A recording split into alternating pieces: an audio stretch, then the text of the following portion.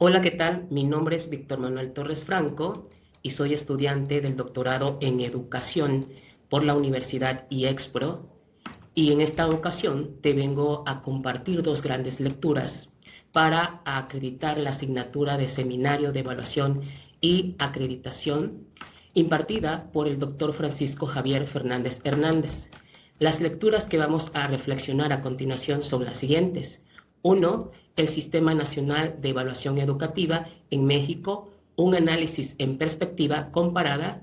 Y la segunda es la evaluación docente en educación básica en México, panorama y agenda pendiente. Te invito a que nos escuches a continuación. La primera lectura es la evaluación educativa, concepto, periodos y modelos. En primera tenemos el concepto de evaluación. Se cita la definición de López, la cual sustenta a la evaluación curricular en el manejo de información cualitativa y cuantitativa para juzgar el grado de logros y deficiencias del plan curricular y tomar decisiones relativas a ajustes, reformulación o cambios. En este sentido, en mi opinión personal, estamos hablando naturalmente de la evaluación en la educación. Por ejemplo, su servidor trabaja en el nivel medio superior y estamos hablando de que la evaluación de una manera global en este sentido, estamos hablando de cómo evaluar el mapa curricular actualmente que tenemos nosotros en educación media superior. Y la evaluación consiste en eso, verificar si realmente los propósitos se han alcanzado de una manera eficiente, y también sirve esta evaluación para detectar ciertas deficiencias para posteriormente corregirlas, rediseñarlas, reformular ciertos objetivos y ciertas metas que se desean lograr precisamente con una educación de calidad. Entonces, para mí, eso significa la evaluación en este sentido educativo. En cuanto a los periodos de la evaluación, tenemos que son como 7 periodos. Sin embargo, por cuestiones de tiempo, me llaman la atención dos de ellos. Por ejemplo, el periodo de la inocencia nace a finales de la década de los 40 y a principios de los 50 en Estados Unidos. Hace énfasis en la evaluación del personal docente y la evaluación educacional. ¿Qué nos quiere decir con esto? Que simplemente no solo basta con evaluar los aprendizajes de los estudiantes, sino evaluar al actor principal dentro del salón de clases, que es el docente. Evaluar significa verificar si realmente los docentes realmente estamos enseñando de una manera adecuada y si nuestro desempeño es el suficiente como para decir que somos buenos profesores. Entonces, ya no es nuevo, inclusive la última o el último periodo, que es las reformas curriculares, nos dice lo siguiente: en las reformas curriculares es necesario considerar la necesidad de desarrollar estrategias para la capacitación docente. También es necesario buscar mecanismos para que esta capacitación trascienda a procesos de autoformación de docentes en servicio.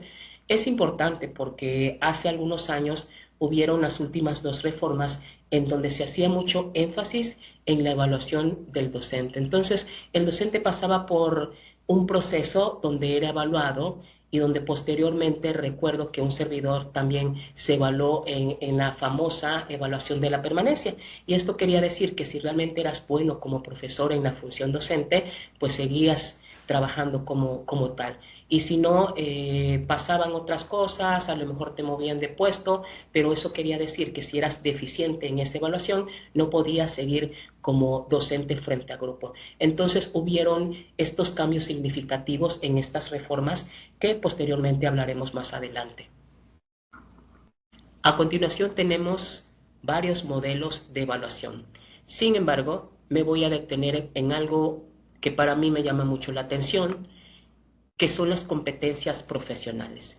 ¿Por qué me detengo aquí? Porque precisamente en educación media superior, en el sistema EMSAT donde yo laboro, se está fomentando, de acuerdo a esto, las competencias tanto laborales o profesionales y sobre todo las genéricas. Pero veamos qué es lo que significa. La educación debe buscar otros criterios para lograr el desarrollo de las capacidades, como las habilidades y destrezas innovadoras que le permitan al profesional enfrentar los retos que impone la nueva realidad. ¿Qué nos quiere decir con esto? que el estudiante de educación media superior debe salir de la preparatoria con cierto perfil que le van a ayudar a obtener y desarrollar competencias, en este caso que pueden ser genéricas, pero también pueden ser profesionales en el mundo laboral. Esto significa que cuando el estudiante salga del nivel medio superior, ya es apto para incorporarse al mundo laboral. Por ejemplo, nosotros tenemos aquí en el ENSAT las competencias laborales genéricas, como por ejemplo puede ser que todo estudiante sepa escribir, sepa leer, sepa expresarse en público, desarrolle liderazgo, etc. Pero también tenemos las competencias específicas laborales. Esto quiere decir que son más específicas. Por ejemplo, en la UAC o en la asignatura de administración, una de las competencias profesionales puede ser que el estudiante sepa desarrollar el liderazgo en grupos de trabajo. Ese puede ser un ejemplo.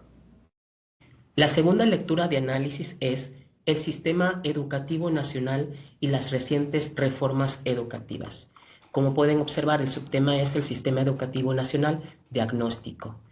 Aquí observamos cómo está organizado de una manera inteligente el sistema educativo nacional. Vemos en esta fotografía, en este gráfico, que tenemos en México 3 niveles de educación, es decir, la educación básica, que corresponde, por ejemplo, al preescolar o como nosotros lo conocemos como el kinder, también la educación primaria y la secundaria.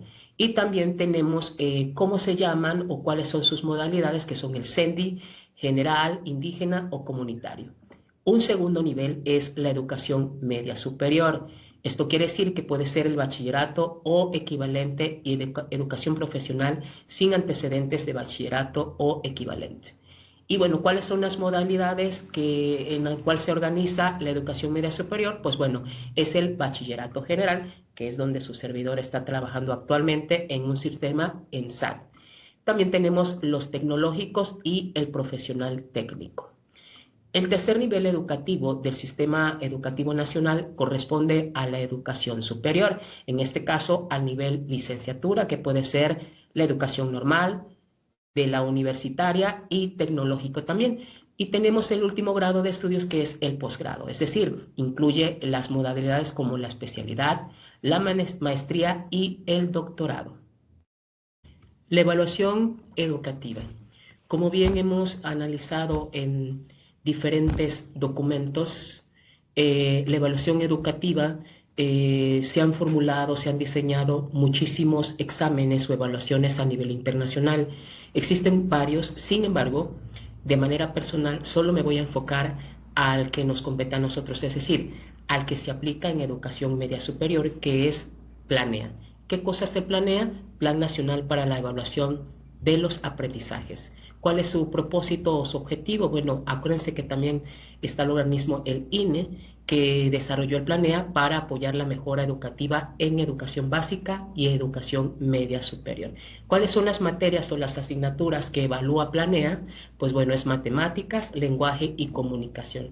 Aquí es importante recalcar que nosotros en Tabasco no tenemos buenos resultados en referencia al PLANEA que se aplicó en el año 2015.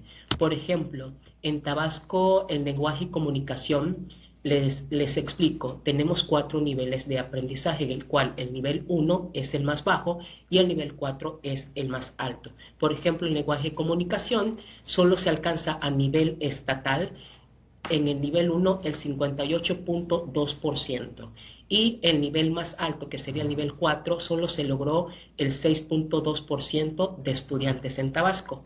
Por tanto, en matemáticas, en el nivel 1 está el 64.1% y el nivel 4 3.4%. Esto quiere decir que los resultados son muy alentadores y muy preocupantes, porque la mayoría de los tabasqueños se ubican más en el nivel 1 que en el nivel 4. En cuanto al tema de las reformas educativas, tenemos la primera, que es la reforma educativa del sexenio 2012-2018.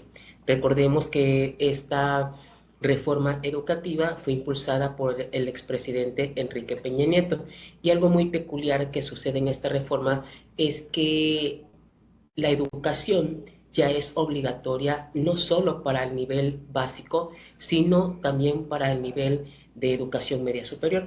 Aquí, como pueden observar, tenemos algunos artículos que se reformaron, que son el artículo 3º, fracción 3 y 7, y el artículo 73, fracción 25. También puedes observar que hay algunas características que son elementales de esta reforma. Algo que me llama mucho la atención de esta reforma es la evaluación hacia los profesores. Como puedes ver, aquí tenemos diferentes evaluaciones o diferentes procesos por los cuales los docentes fuimos evaluados en aquel entonces, como por ejemplo la evaluación de nuevo ingreso.